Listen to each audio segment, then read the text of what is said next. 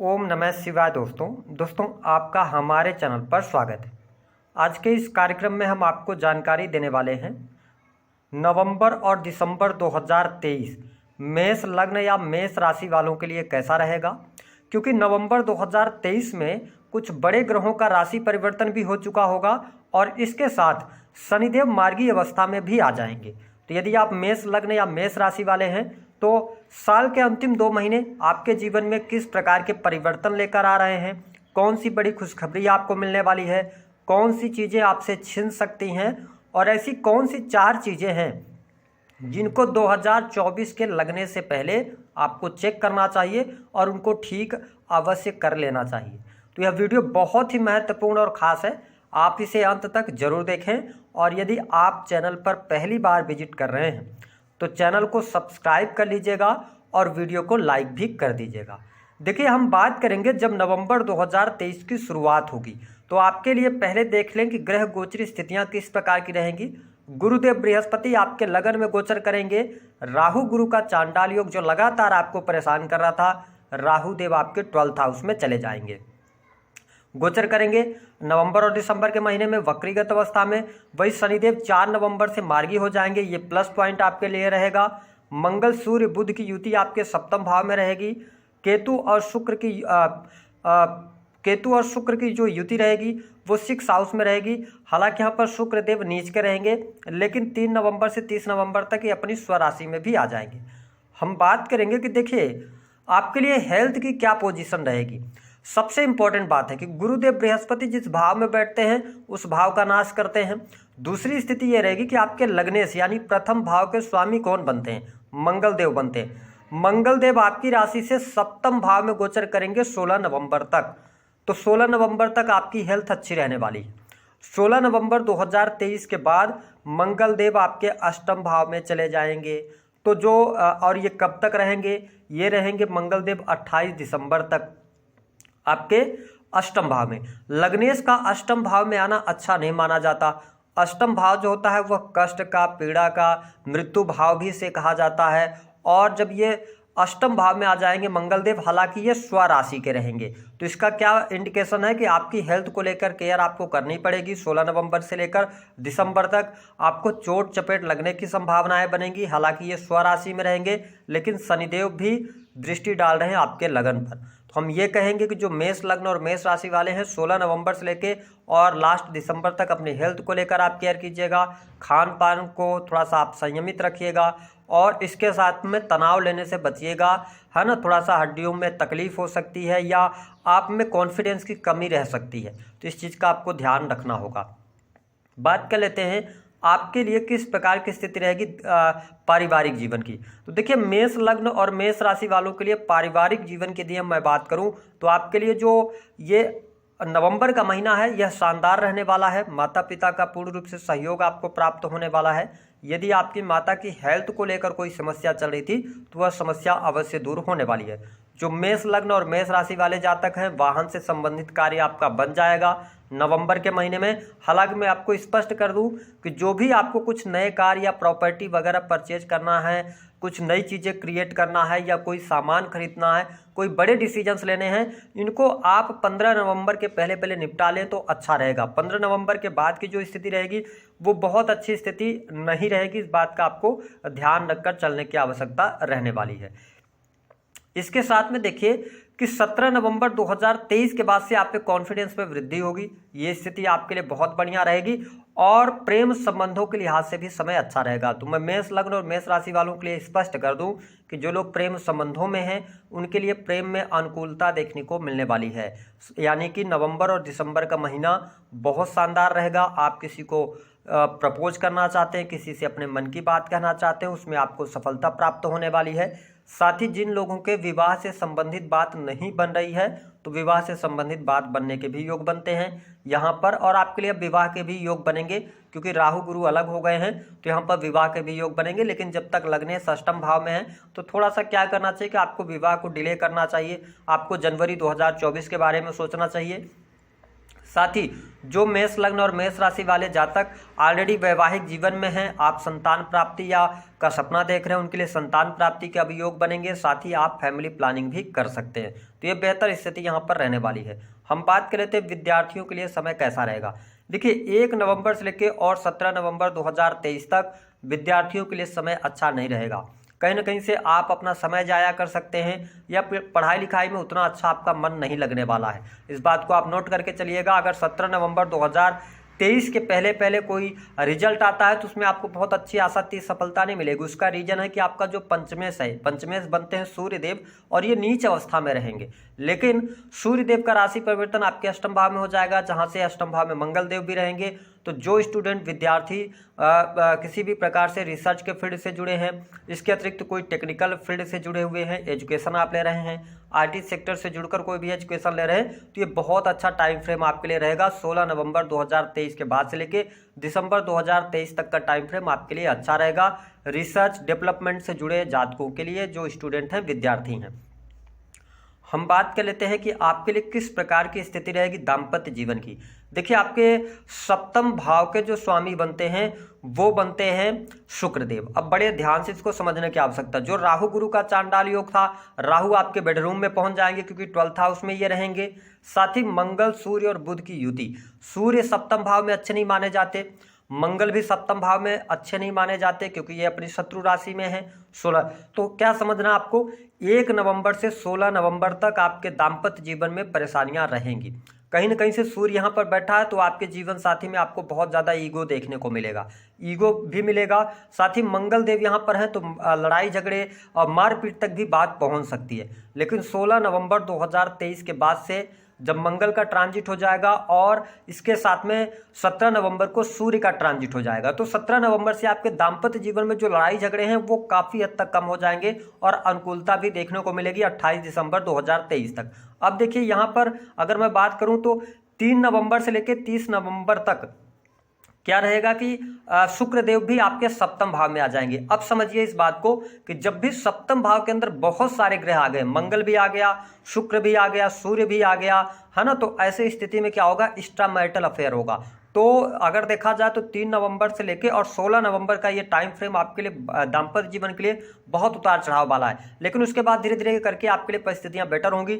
अब देखिए मैंने आपको बताया था जब लग्नेश आपका अष्टम भाव में जाएगा तो यहाँ पर अष्टम भाव में फिर सूर्य मंगल का विक्रम योग बनेगा, तो इससे आपके जीवन साथी की हेल्थ और अपनी हेल्थ का सबसे ज़्यादा ध्यान रखना है। मैं हेल्थ वाइज बहुत अच्छा टाइम फ्रेम नहीं देख रहा हूँ, है ना, तो इस चीज़ का आपको ध्यान रखना है। बात कर लेते हैं आपके लिए बिजनेस की स्थिति कैसी रहेगी। देखिए जो मेष लग्न अथवा मेष राशि वाले जातक हैं, काम कारोबार के लिहाज से समय अच्छा है। आपके लिए नवंबर का महीना बिजनेस में वृद्धि, ग्रोथ लेकर आ रहा है। काम कारोबार का विस्तार होगा आपका। मैन्युफैक्चरिंग यूनिट्स का काम करते हैं, प्रोडक्ट निर्माण का कार्य करते हैं, फैक्ट्री इंडस्ट्री चलाते हैं तो आपके लिए लाभकारी समय है। अपने स्वयं की शॉप वगैरह भी चलाते हैं तो बहुत अच्छा है। देखिए शुक्रदेव की स्थिति सप्तम भाव में रहेगी और ये स्वराशि के होकर रहेंगे, तो आप कॉस्मेटिक से जुड़ा या आपका कोई भी ऐसा कार्य है जो कपड़े, रेस्टोरेंट, होटल, इन सभी चीज़ों का है, लग्जरियस आइटम्स का है, तो उसमें आपको बहुत अच्छा लाभ मिलेगा। इसके साथ साथ आपका कोई भी ऐसा बिजनेस है जो कि इंटीरियर डिजाइनिंग वगैरह का है, जिसमें आप ये समझ लें लग्जरियस चीज़ों में आप कन्वर्ट करते हैं, तो इन चीज़ों से आपको बहुत अच्छा लाभ मिलेगा। लग्नेश अष्टम भाव में मैं आपके लिए एक सलाह ये दूंगा कि आपको नवंबर और दिसंबर के महीने में कोई बहुत बड़े डिसीजन, बहुत बड़े निर्णय, है ना, लाखों करोड़ों के निर्णय आपको नहीं लेने हैं। मतलब कोई बड़ी डील कर रही है तो उसको आपको रोकना है, 2024 का आप इंतजार करना है। हाँ, आपकी सुचारू रूप से बिजनेस अच्छा चलता रहेगा। कुछ बड़ी अपॉर्चुनिटीज आपको मिलेंगी 17 दिसंबर 2023 के बाद से, जहां पर आपको कुछ बड़ी अपॉर्चुनिटीज मिलने वाली हैं। कुछ बिजनेस में आपके लिए नयापन होने वाला है, ऐसी स्थिति देखने को मिलेगी। बात कर लेते हैं आपके लिए किस प्रकार की स्थिति रहेगी जो लोग नौकरी कर रहे हैं। देखिए मेष लग्न और मेष राशि वालों के लिए नौकरी के लिहाज से समय अब बहुत अच्छा रहेगा। आपके लिए नई नौकरी की संभावनाएं बनेंगी। प्रमोशन अगर आपका रुका हुआ था तो आपको दिसंबर के महीने में मिल जाएगा। दिसंबर के महीने से आपके लिए प्रमोशन के योग अच्छे बन जाएंगे।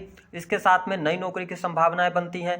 आईटी फील्ड के अंदर हैं, टेक्निकल फील्ड के अंदर हैं, या आप किसी भी प्रकार से गवर्नमेंट सेक्टर से जुड़े हैं तो आपको लाभ अवश्य प्राप्त हो रहा है। कार्यस्थल पर मान सम्मान की प्राप्ति भी होगी।